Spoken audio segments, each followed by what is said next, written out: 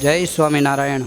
શ્રી સ્વામિનારાયણ ગુરુકુળ રાજકોટ સંસ્થાન આયોજિત SGIS online ગુરુકુળમાં Sanskrit શિક્ષક તરીકે કૌશલ ઓઝા સર આપ સૌ વિદ્યાર્થી મિત્રોનું હાર્દિક સ્વાગત કરે છે.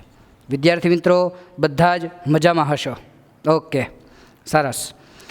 આજે 10મા ધોરણમાં આપણે 5 ચેપ્ટર તમને વિડીયો મળી ગયા હશે, બરાબર?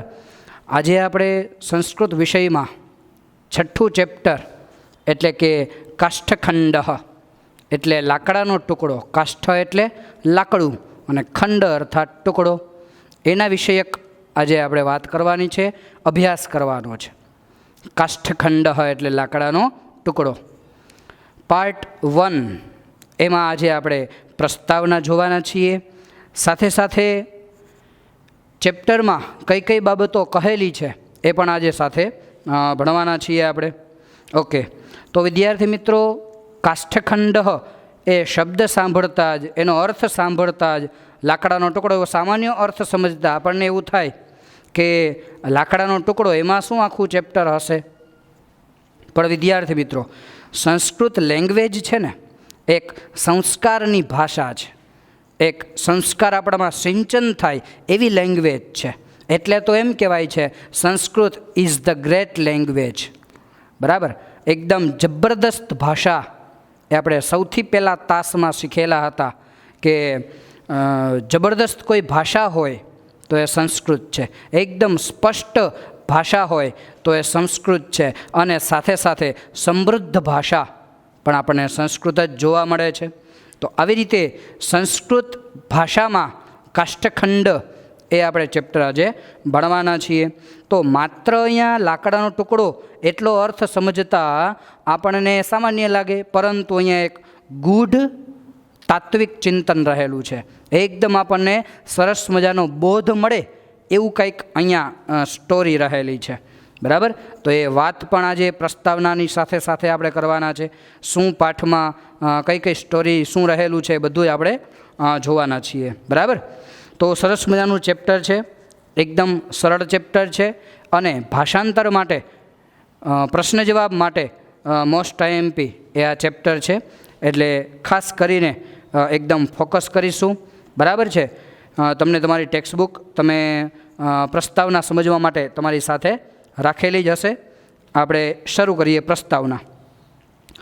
પ્રાચીન ભારતીય જે શિક્ષણ પ્રણાલી છે તેમાં ગુરુ અને શિષ્યનું સાનિધ્ય એ મહત્ત્વનું હતું. પ્રાચીન શિક્ષણ પ્રણાલી જોઈએ તો મોટા એવા ગુરુકુળો હતા, મોટી એવી વિદ્યાપીઠો હતી. બરાબર? તો એ વિદ્યાપીઠોમાં, એ ગુરુકુળોમાં ગુરુ અને શિષ્ય બંને સાથે જ રહેતા અને એક મહત્ત્વનો ફાળો ભજવતા. ગુરુ હોય તો એ શિષ્યની સાથે રહેતા હોય, શિષ્ય હોય તો તેના છાત્રાલયમાં જ રહેતા હોય. તેવી રીતે શિષ્યને ગુરુનો મહત્તમ જે કહેવાય ને અધિકાંશ ફાળો છે તે મળતો, એને અધિકાંશ ભાગ છે તે ભજવતા. કેવી રીતે? તો કે ગુરુનું સાનિધ્ય મળતું એટલે મુક્ત શિક્ષણ છે તે મળી રહેતું. કંઈ પણ પ્રશ્ન થાય તો તાત્કાલિક એનું નિરાકરણ આવે, તાત્કાલિક એનું જે સોલ્યુશન આપણને મળી જાય તે ગુરુ અને શિષ્યના સાનિધ્યમાં થતું હતું. એવી સરસ મજાની પ્રાચીન કાળની શિક્ષણ પ્રણાલી હતી. આમ ફરતા હોઈએ, બરાબર, તો કંઈક નાની એવી ઔષધિ આવે તો ઔષધશાસ્ત્રનું જ્ઞાન આપણને આપે. રાત્રે સૂતા હોય ને એકદમ આકાશ નીચે સૂતા હોય ખુલ્લા એવા વાતાવરણમાં, તો તારામંડળનું સંપૂર્ણ જ્ઞાન, જ્યોતિષશાસ્ત્રનું સંપૂર્ણ જ્ઞાન, ખગોળ વિજ્ઞાનનું સંપૂર્ણ સ્થાન, આવું બધું આપણે જ્ઞાન છે તે ફટાફટ મુક્તપણે મળી જતું, સાહજિક રીતે મળી જતું. તો આવી રીતે વિદ્યાર્થી મિત્રો, પ્રાચીન પરંપરા શિક્ષણ જે પ્રણાલી હતી એ જબરદસ્ત હતી. તો આવી પ્રાચીન પરંપરા એ ગુરુ શિષ્યનું સાનિધ્ય એ જબરદસ્ત હતું. પ્રાચીન ગુરુકુળો છે એ પણ એકદમ જબરદસ્ત હતા. ગુરુકુળમાં નિવાસ કરી અને વિદ્યાભ્યાસ કરવાની પરંપરાને કારણે આખો દિવસ છે તે ગુરુ અને શિષ્ય બંનેનો સાથ રહેતો હતો, બંનેનો સંગાથ રહેતો હતો અને વિદ્યાર્થીમાંથી ઘણું બધું એ શીખતો હતો. બરાબર? જે આપણે પણ આવા સરસ મજાના ગુરુકુળમાં ભણીએ છીએ, જે આપણા કહેવાય ને કે આપણા સદભાગ્યની વાત છે. બરાબર? આટલું જબરદસ્ત મોટું અને આટલું ડિજિટલ પ્લેટફોર્મ આપતું આપણું જે ગુરુકુળ છે, આપણી જે સંસ્થા છે, તે એકદમ સતત ને સતત મહેનત કરતી રહેલી છે. બરાબર. તો આવી રીતે ગુરુ શિષ્યનું પ્રાચીન પરંપરામાં એ સાનિધ્ય રહેતું હતું. એવી રીતે આગળ જોઈએ આપણે તો આ કારણે જે અભ્યાસક્રમ છે તે તો ચાલતો જ હતો, પરંતુ સાથે સાથે આ જે મુક્ત શિક્ષણ છે, આ જે સાહજિક અને સ્વાભાવિક શિક્ષણ મળતું, તેમાં ખૂબ જ વિદ્યાર્થીઓને એ સારી રીતે એ જ્ઞાન મળતું હતું. તો આવી જ એક વાત પ્રાચીન પદ્ધતિથી, પ્રાચીન પરંપરાથી, પ્રાચીન શિક્ષણ પ્રણાલીથી જે એક વાત આમાં રજૂ કરી છે, આ સ્ટોરી એકદમ રજૂ કરી છે, તે સરસ મજાની આપણે જોવાની છે, આજે આપણે ભણવાની છે. બરાબર છે. તો એ સ્ટોરી શું છે એ આપણે સમજી લઈએ છીએ. બરાબર. વિદ્યાર્થી મિત્રો, ચિત્ર અહીંયા દેખાતું હશે. ગુરુ છે તેના શિષ્યને એક નદીમાં તરતો એવો લાકડું છે તે બતાવે છે, લાકડાનો ટુકડો બતાવે છે. બરાબર. અને એને એક સરસ મજાનો બોધ આપે છે. આપણને પાઠનું નામ સમજતા જ આપણને આશ્ચર્ય થાય કે કાષ્ઠખંડ એટલે લાકડાનો ટુકડો, એમાં વળી શું આખું ચેપ્ટર આપેલું હશે. પરંતુ એ પાઠના અંતે એ સરસ મજાનો આપણને બોધ આમાંથી પ્રાપ્ત થશે. એટલે સ્ટોરી જોઈએ તો ગંગા નદીના કિનારે એક ગુરુ છે પોતાના શિષ્યની સાથે એ વિચરણ કરતા હતા, ફરતા હતા.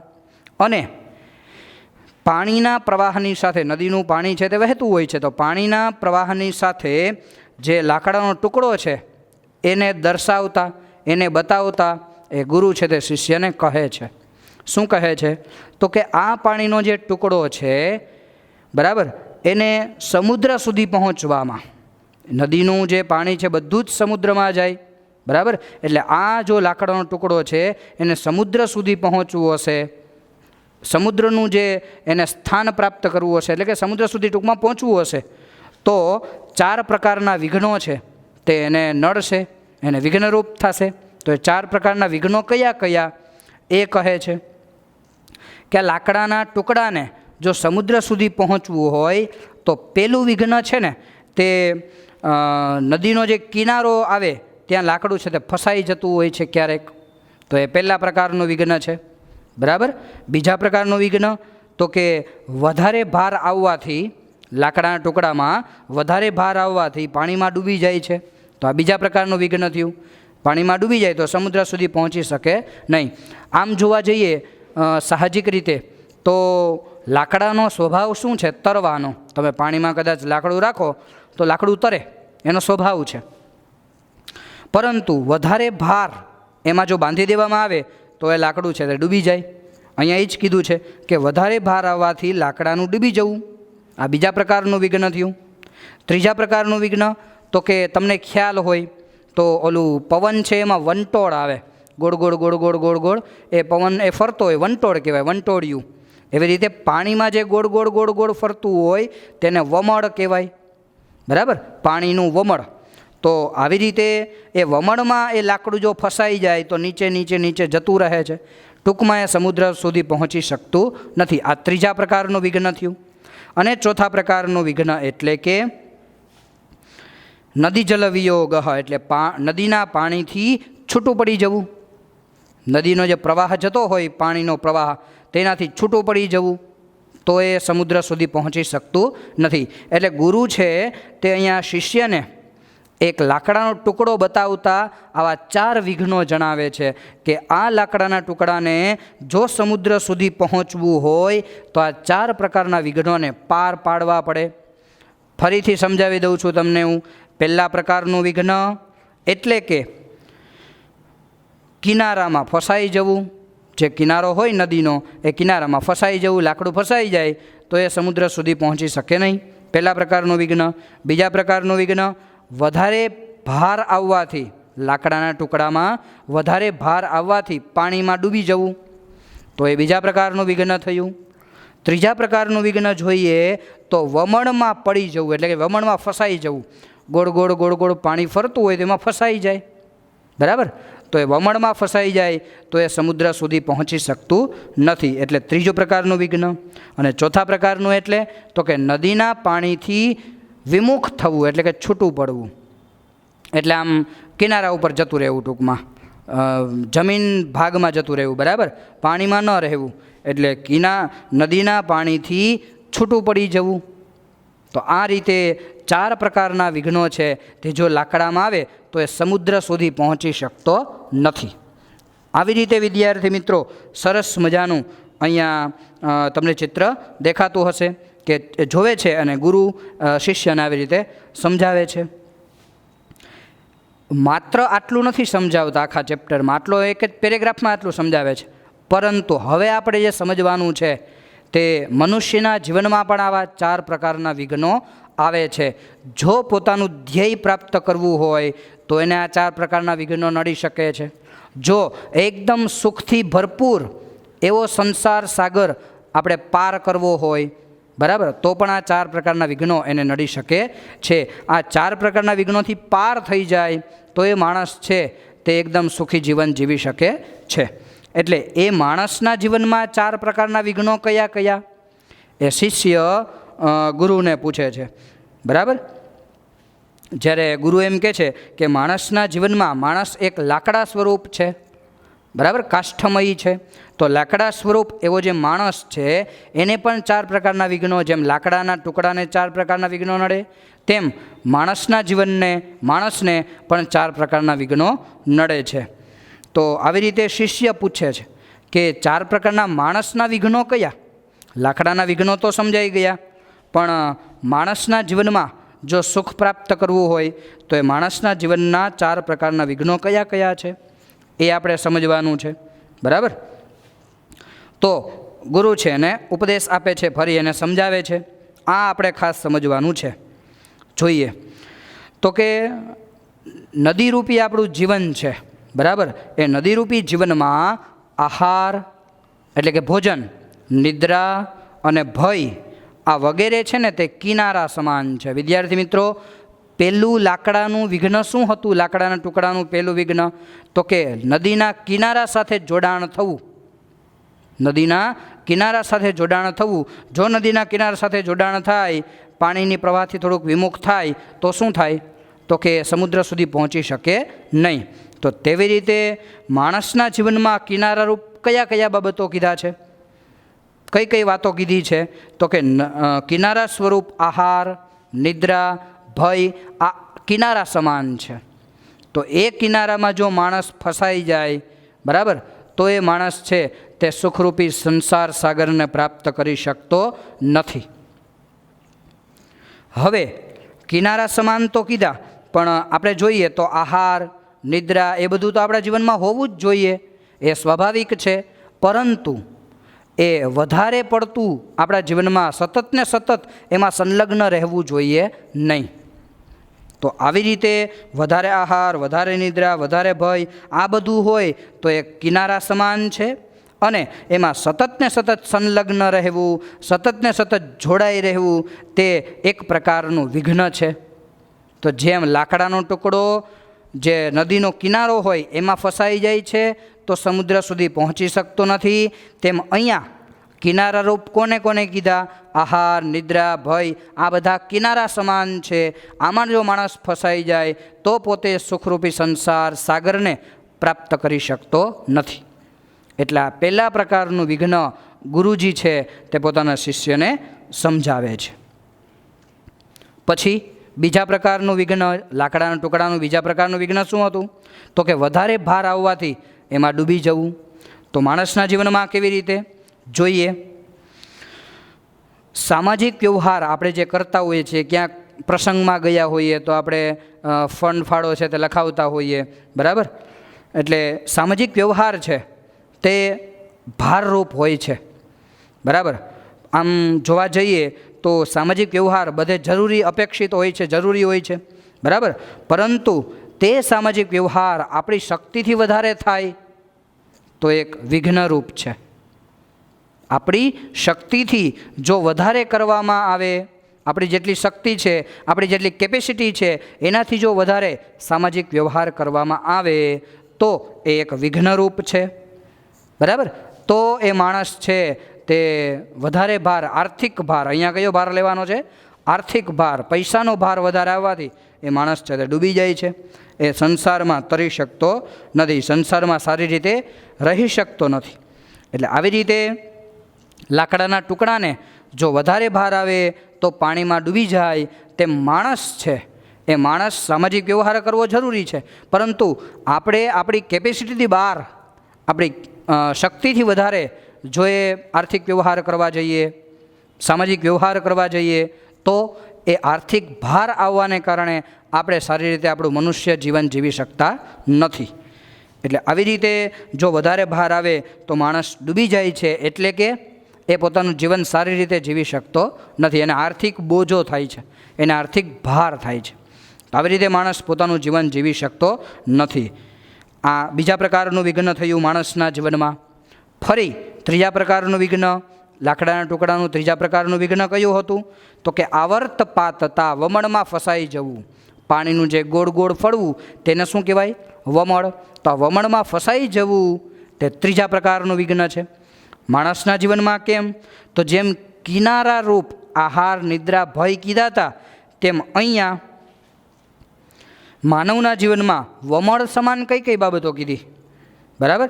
તો સુરાપાન એટલે કે દારૂનું સેવન કરવું, પછી અક્ષક્રીડા તો કે જુગાર રમવો, તમાકુ ભક્ષણ એટલે તમાકુ ફાંકીને બધું વ્યસન કરવું, અને ચૌરકર્મ એટલે કે ચોરી કરવી. આ બધી વસ્તુઓ છે એ બધી જ વસ્તુઓ વમળ સમાન છે. બરાબર, વમળ સમાન છે. એટલે આ વમળ સમાન જે વસ્તુઓ છે એમાં જો માનવનું જીવન અથવા તો માણસ એમાં ફસાઈ જાય તો એ પોતાનો સુખરૂપી સંસાર પ્રાપ્ત કરી શકતો નથી. આ ત્રીજા પ્રકારનું વિઘ્ન થયું. જેમ કિનારા, વિદ્યાર્થી મિત્રો આ ખાસ તમે સમજજો, આપણે બે પ્રકારના પ્રશ્નો પૂછાઈ શકે છે, સંસ્કૃત અને ગુજરાતી, કે ભાઈ વમળ સમાન કયા કયા વિઘ્નો છે માણસના જીવનમાં? તો આવી શકે સુરાપાનમ એટલે કે દારૂ પીવો, પછી અક્ષક્રીડા જુગાર રમવો, તમાકુ ભક્ષણમ એટલે કે તમાકુ ખાવું, વ્યસન કરવું, અને ચૌરકર્મ એટલે કે ચોરી કરવી. આમાં જ જો માણસ ફસાઈ જાય તો એની પ્રગતિ છે, એનો વિકાસ છે તે ત્યાં ને ત્યાં અટકી જાય છે. એ વધારે પોતાના જીવનમાં એ પોતાનો વિકાસ પ્રાપ્ત કરી શકતો નથી, કે સુખરૂપી સંસાર એનો સારો ચાલતો નથી. એટલે આવી રીતે આ બધા વમળ સમાન છે. એવી રીતે તીરભૂતાહા કે શંતિ, કિનારા સમાન કયા કયા કીધા છે? તો આહાર, નિદ્રા, ભય વગેરે કિનારા સમાન છે. જે આપણું પહેલા પ્રકારનું વિઘ્ન જોયું એ કિનારામાં માણસ ફસાઈ જવો જોઈએ નહીં. એમ અહીંયા વમળ છે, દારૂ પીવો, જુગાર રમવો, તમાકુનું સેવન કરવું એટલે કે વ્યસન કરવું, અને ચોરી કરવી, આ બધી જ વસ્તુઓ છે તેમાં માણસ ફસાઈ જાય. આ વમળરૂપી વસ્તુઓમાં ફસાઈ જાય તો એ માણસ એમાંથી બહાર નીકળી શકતો નથી, અને એનો વિકાસ છે તે ત્યાંને ત્યાં રૂંધાઈ જાય છે, એની પ્રગતિ એ અટકી જાય છે, અને સુખરૂપી સંસાર એને પ્રાપ્ત કરી શકતો નથી. અને લાકડાનું ચોથા પ્રકારનું વિઘ્ન એટલે કે નદી જલ વિયોગ એટલે કે નદીના પાણીથી છૂટું પડવું. બરાબર છે, નદીના પાણીથી છૂટું પડવું. તો માનવના જીવનમાં કેવી રીતે? તો આમ શારીરિક સામાન્યતઃ આપણે જોવા જઈએ તો નદી જલ વિયોગ એટલે શું? તો કે નદીના પાણીથી છૂટું પડવું. તો માણસના જીવનમાં પોતાના પરિવારથી છૂટું પડવું એટલે નદી જલ વિયોગ સમાન થઈ ગયું, નદીના પાણીથી છૂટું પડવા સમાન થઈ ગયું. જેમ લાકડાનો ટુકડો નદીના પાણીથી છૂટો પડે છે અને પોતે સમુદ્ર સુધી પહોંચી શકતો નથી, તેમ માણસ છે તે માણસ પોતાના પરિવારથી વિમુખ થાય છે, પોતાના પરિવારથી છૂટો પડે છે, તો એને સુખરૂપી સંસાર એ સારી રીતે પ્રાપ્ત કરી શકતો નથી, એને સુખ પ્રાપ્ત થતું નથી. બરાબર. એટલે આપણે સામાન્ય રીતે જોવા જઈએ તો આપણે બધા પરિવારમાં રહેતા હોઈએ છીએ અને સુખ એ પ્રાપ્ત કરતા હોઈએ છીએ. બરાબર. પરંતુ જો કોઈ પણ માણસ સ્વાર્થને કારણે અથવા તો અતિ ક્રોધને કારણે એ પોતાના પરિવારથી છૂટો પડી જાય છે, પોતાના પરિવારથી વિમુખ થઈ જાય છે, તો આવો માણસ છે તે ક્યારેય પણ સુખરૂપી સંસાર પ્રાપ્ત કરી શકતો નથી. બરાબર. તો આ ચોથા પ્રકારનું વિઘ્ન આપણે સમજ્યા છીએ. તો આવી રીતે આ 4 વિઘ્નોથી જે પાર વ્યક્તિ થઈ જાય, બરાબર, આ 4 વિઘ્નોથી જે છૂટી જાય આ 4 વિઘ્નો જે પાર કરી લે તેવો જે માણસ છે તે આનંદરૂપી જ્ઞાનથી અને સુખથી પરિપૂર્ણ એવા સંસાર સાગરને પ્રાપ્ત કરી શકે છે. તો આવી રીતે જેમ કાષ્ઠખંડ એટલે લાકડાના ટુકડાને જેમ 4 પ્રકારના વિઘ્નો નડે છે, તેવી રીતે માણસના જીવનમાં પણ આ 4 પ્રકારના આવી રીતે વિઘ્નો છે તે આવતા હોય છે. એ વિઘ્નોને આપણે જો પાર કરી જઈએ તો આપણે સુખરૂપી સંસાર એને પ્રાપ્ત કરી શકીએ છીએ. એટલે આટલી સરસ વાત એ માત્ર એક કાષ્ઠખંડ લાકડાનો ટુકડો, બરાબર, એના ઉપરથી એ ગુરુજી પોતાના શિષ્યને સમજાવે છે. તો આવી સરસ મજાની વાત એ આપણને એક ખ્યાલ આવે છે આ પાઠ ઉપરથી, અને એમાંથી આપણને કંઈક બોધ મળે છે. બરાબર. તો આપણે પાર્ટ 1માં પ્રસ્તાવના છે એ આપણે જોઈ, અને સાથે સાથે જે સ્ટોરી શું કહેવા માગે છે એ પણ આપણને ખ્યાલ આવી ગયો છે. બરાબર. અને માત્ર એક કાષ્ઠખંડ એટલે લાકડાના ટુકડાને એ કલ્પી અને ગુરુજીએ સરસ મજાનું એક રૂપક આપણને ગોઠવી આપ્યું છે. આપણને સરસ મજાનું એક બોધ આમાંથી પ્રાપ્ત થાય છે. બરાબર. જે 4 પ્રકારના વિઘ્નોમાંથી આપણે પસાર થઈ જઈએ, પાર થઈ જઈએ તો આપણે સુખરૂપી સંસાર પ્રાપ્ત કરી શકીએ છીએ. આવી રીતે સરસ મજાની પ્રસ્તાવના અને સ્ટોરી આપણને બધાને સમજી ગઈ હશે. તો ફરી આપણે પાર્ટ 2માં મળીશું. બરાબર. ત્યાં સુધી બધાને જય સ્વામિનારાયણ.